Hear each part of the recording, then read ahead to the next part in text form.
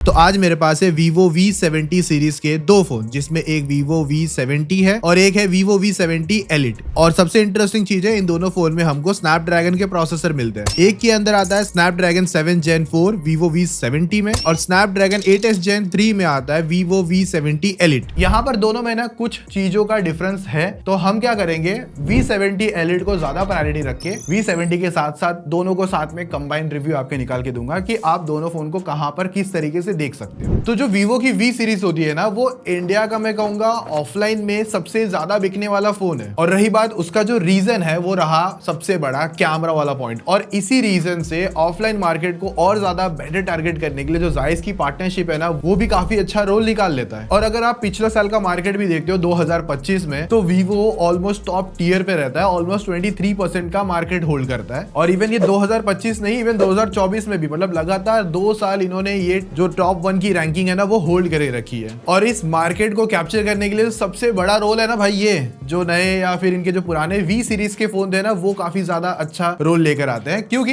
देखो, अगर आपको लगता है कि ऑनलाइन ही बहुत ज्यादा फोन बिकते हैं, तो मैं आपको करेक्ट कर दूं, ऐसा थोड़ा सा कम है। क्योंकि ज्यादातर फोन जो बिकते हैं या ज्यादा जो शेयर अभी भी मार्केट में रहता है, वो ऑफलाइन को लेकर रहता है। और ज्यादातर ब्रांड फिर उस पे हिसाब से फोकस करके डिवाइस निकाल के लेकर आते हैं। और यहाँ पर वही Vivo की V सीरीज भी ने एक पार्ट में इन्वॉल्व होती है। तो वैसे जो Vivo की V70 और V70 Elite जो फोन आते हैं, इनको हमने ऑलमोस्ट एक वीक के ऊपर यूज करा है, और बीच में कुछ और भी यूज हमने फोन किए थे। तो जिसमें मेरा और टीम का कंबाइंड रिव्यू है कि ये दोनों फोन कैसे निकल कर आते हैं, और 15 दिनों के बाद में ऑलमोस्ट ये फोन कैसी चीजें निकाल के देता है। तो यहाँ पर हमने कैमरा टेस्ट किए हैं, यहाँ पर हमने गेमिंग, नेटफ्लिक्स वगैरह देखा है, और भी बहुत सारी चीजें यहाँ पर हमने ट्राई आउट करके चेक करी है। सो मोटा मोटा यहाँ पर हम लोग इसका एक 15 दिन के ऊपर का एक रिव्यू और जो डिटेल चीजें है वो हम लोग फिगर आउट करने वाले। देखो, पहली चीज तो मैं एक बात बता दूं, दोनों फोन तो ऑलमोस्ट सिमिलर ही फील होते हैं। यहाँ पर ऐसे कोई ज्यादा डिजाइन में चेंज भी नहीं है। इवन कलर तक भी देखोगे ना, जो Elite है या फिर V70 है, दोनों को सेम फील करवाता है। और ये लॉन्ग रन जितना भी हमने अभी तक यूज करा है ना, मुझे बहुत अच्छा इन हैंड फीलिंग निकाल के दिया है। और जो पीछे इसकी जो फिनिशिंग है ना, वो भी ज्यादा बेटर थी। बिना कवर के यूज करा गया है। जो पहले से स्क्रैच गार्ड आते हैं ना, दोनों में वही लगे हुए, हमने नए भी नहीं लगाए, और जो पहले से लग कर आ रहे थे वही है। अगर मैं एक का स्क्रैच गार्ड अभी के अभी निकाल दूं, जैसे कि मैं आपको लाइव दिखाऊं, अगर मैं इसका स्क्रैचेस देखोगे ना, तो मतलब स्क्रैच गार्ड लगा हुआ है तो उसी पे स्क्रैचेस है। तो इसका जो स्क्रैच गार्ड है, अगर आपके सामने ही मैं निकाल लूं एक एग्जांपल,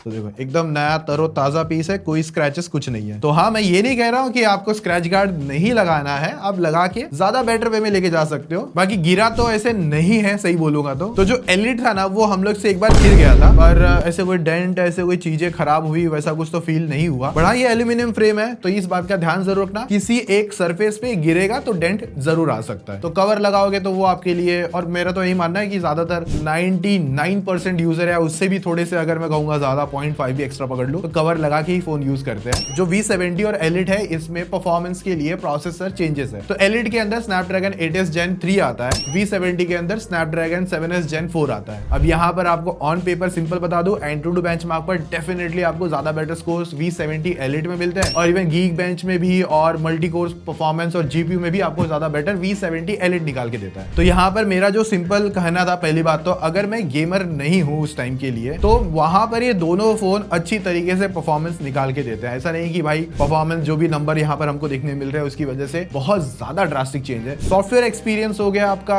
अब जितना भी मल्टीमीडिया एक्सपीरियंस लेके जाना चाहते हो, वो सारा सब कुछ दोनों फोन अच्छी तरीके से हैंडल करता है। लेकिन जो V70 Elite है, वहां पर आपको थोड़ा बेटर परफॉर्मेंस इसलिए मिलता है क्योंकि जो प्रोसेसर है, स्नैपड्रैगन 8s Gen 3 का प्रोसेसर दिया हुआ है, जो कि आपकी डेली टू एप्लीकेशन और इवन हैवी मल्टीटास्किंग वगैरह, इवन गेमिंग भी आपको अच्छी तरीके से करवा के दे देगा। और इवन फर्स्ट टाइम Vivo ने V सीरीज के अंदर एक अच्छा प्रोसेसर भी इंट्रोड्यूस किया है। जब आप गेमिंग सिनेरियो पे जाते हो, तो वहां पर आपको बेटर गेमिंग एक्सपीरियंस मिलता है, और मैं कहूंगा एक अच्छा हार्डकोर सिनेरियोज में मुझे गेमिंग एक्सपीरियंस अच्छा निकल कर आया। हालांकि टॉप टियर मतलब 120 ऐसा कांस्टेंट चलाने वाला बात नहीं कहूंगा मैं, इरेंगल वगैरह पर मुझे एक्सपीरियंस लेना है, गेमिंग कभी कभार करनी है, तब मैं इसकी तरफ जा सकता हूँ। हालांकि अभी के इसके अंदर अभी 90 FPS मिलता है, तो वहां पर मैं अच्छी तरीके से FPS एंजॉय कर रहा था। मतलब हैवी सिनेरियोज पे भी जब मैं जंप करता हूँ, तो वहां पर गेमिंग गेमिंग एक्सपीरियंस अच्छे से हो जाती है। और प्लस पॉइंट एक है कि हल्का फोन है, कंफर्टेबल रहता है, राउंडेड एजेस है, कॉर्नर ऐसे राउंडेड हो रखे हैं तो हाथ में कंफर्टेबल भी रहता है बहुत अच्छी तरीके से। और जो V70 है वहां पर जो इसका गेमिंग एक्सपीरियंस है वो भी डिसेंट था। मतलब ऑफ कोर्स V70 एलिट पे ज्यादा बेटर FPS आएंगे और उससे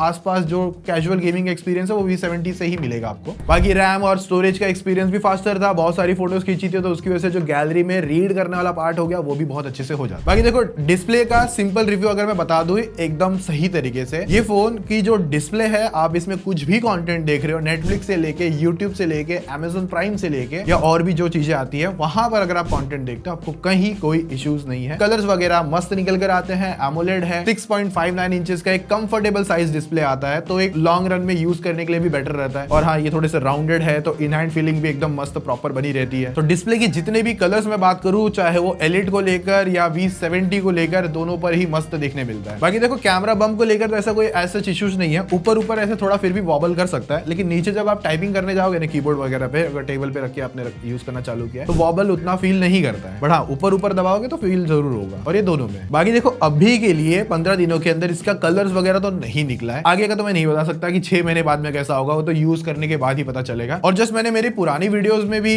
जो V70 और V70 एलिट को लेकर कंपैरिजन भी करे थे तो उसमें ना मोस्ट ऑफ जो डिजाइन में ज्यादा चेंजेस तो नहीं है, इवन वेट से लेके thickness, camera bump, design, IP68, 69 की रेटिंग सब कुछ सेम आती है। और इवन दोनों में टाइप सी भी 2.0 ही था। मैंने भी उस पिछली वीडियो में भी बस एक कंफर्म करा था कि भाई अगर एलिट के अंदर एटलीस्ट 3.0 होता ना तो थोड़ा सा एक अलग ही स्टैंडर्ड निकल कर आता। और जैसे मैंने कहा कि 60,000 का प्राइसिंग है तो वहां पर 3.0 होना जरूरी था। V70 के लिए इतना मैं नहीं बोल रहा बट एलिट में आना चाहिए था, वो एक पॉइंट है। हाँ उससे बस आपका फायदा क्या होता, आपकी डेटा ट्रांसफर ज्यादा फास्टर होती, फोटोज वगैरह वीडियोस वगैरह आप निकालते हैं तो पीसी सिस्टम पे जब आप कॉपी पेस्ट करने जाओगे तो ज्यादा फास्टर होगा और रीड एंड राइट भी थोड़ी सी बेटर निकल कर आएगी अगर आपने SSD वगैरह कनेक्ट कर ली तो। बाकी हार्श सनलाइट में बाहर जब हम फोटोज वगैरह ले भी रहे थे, टर्न्स ऑफ फोटोज के बाद में जब फोन गर्म वगैरह ऐसा फील तो नहीं हुआ, स्लाइटली फिर भी कभी कभार हो जाता है, डिपेंड करता है कौन से जगह पे कैसे फोटोज ले रहे हो। और जो आउटडोर ब्राइटनेस है मोस्ट ऑफ वो एक्यूरेट ही रहती है, आप कंटेंट वगैरह या टेक्स्ट वगैरह अच्छी तरीके से रीड कर सकते हो। बाकी देखो फिंगरप्रिंट है वो 3D वाला आता है तो बेसिकली अच्छी तरीके से सभी सिनेरियोस पे अनलॉक्ड,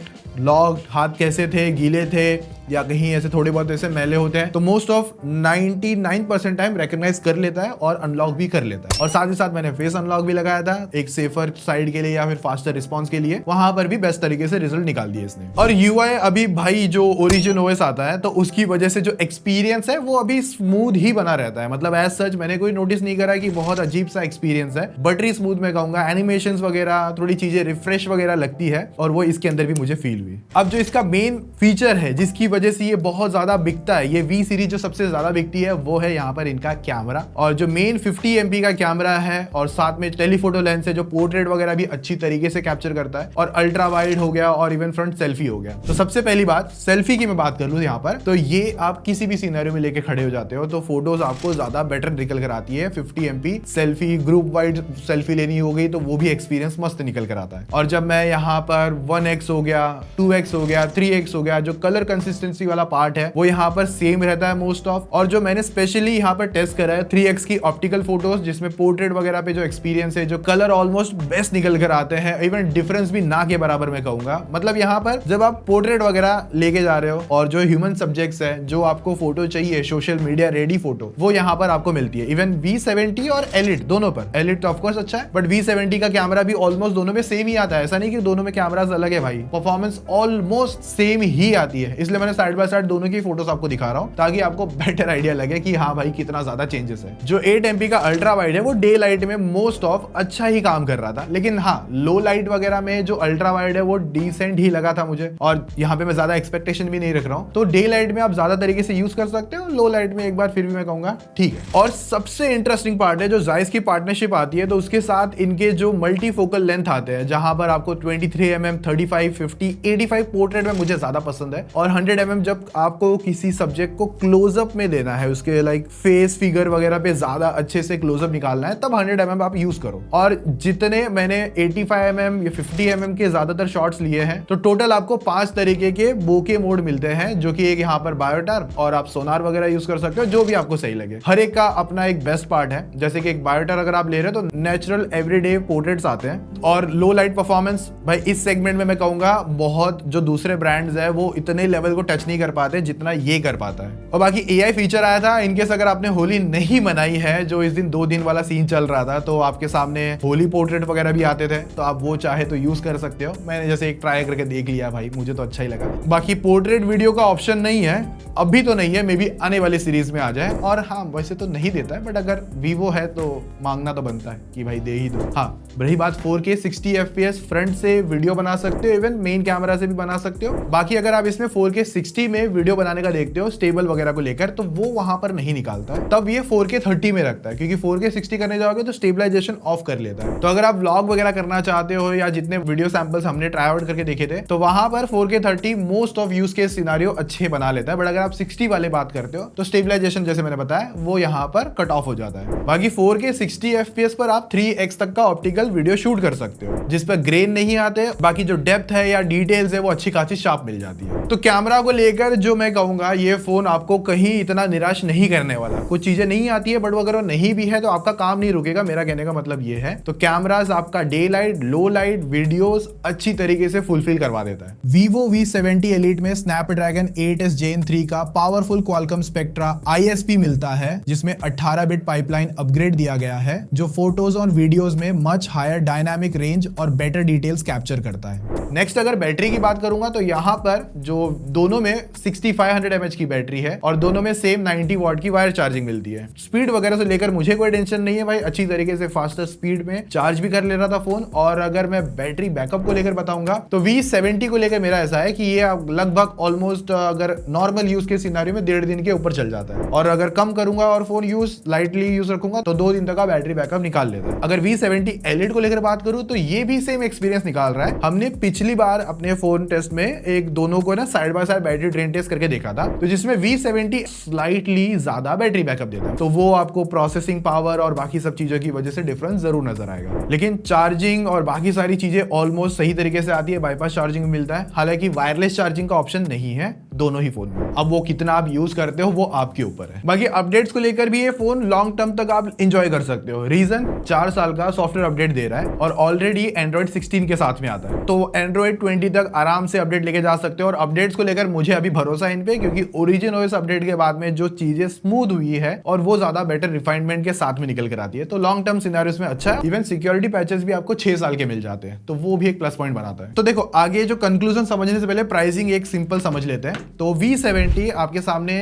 लेकर आता है 46,000 रुपीज में स्टार्ट वाला वेरिएंट, और जो एलिट है दोनों सेम ही है वैसे तो, मतलब कलर्स में, लेकिन जो एलिट है वो जो प्राइसिंग स्टार्टिंग वाला डिवाइस है, जो स्टार्ट वेरिएंट है, वो आपको 52,000 में मिलता है। और दोनों की अच्छी बात ये है कि ये 128 वाले वेरिएंट नहीं है, 256 वाले वेरिएंट है। तो स्टोरेज भी जो मोस्ट ऑफ लोगों को लगता है कि नहीं भाई 256 उनके लिए एक अच्छा नंबर है, तो मतलब स्टोरेज को लेकर तो वो यहाँ पर चीजें अच्छी है। और अगर हायर जाओगे तो डेफिनेटली आपके सामने अलग अलग वेरिएंट्स ऑप्शन है, स्टोरेज अलग ऑप्शन है, तो आप वहां पर चीजें चेकआउट कर सकते हो। तो अगर मैं V70 सबसे पहले अगर रेकमेंड कर रहा हूं तो Snapdragon 7s Gen 4 आपको आराम से आपके परफॉर्मेंस निकाल देगा। जो बेंचमार्क स्कोर्स हो गए, जीपीयू हो गए, थर्मल्स हो गई, और इवन चार्जिंग स्पीड भी हो गई। तो अगर आप 50,000 के अंदर एक ऐसा फोन ढूंढ रहे हो जिसमें आपका कैमरा बेस्ट हो, एक्चुअली 50 भी नहीं, क्योंकि वहां पर ऑलमोस्ट 46,000 है और फिर कुछ ऑफर्स भी लग जाते हैं, तो वहां पर आपके सामने एक अच्छा ऑप्शन ऑफलाइन मार्केट के लिए जरूर निकल कर आता है। और अगर आप कंफ्यूज हो कि V70 Elite ले लूं वहां पर, तो मेरे को ऐसा है कि यहाँ पर आपके सामने और ज्यादा बेटर कैमरा है, और ज्यादा बेटर मैक्स डिटेल के साथ में जूम फोटोज ले सकते हो, और जो Snapdragon 8s Gen 3 की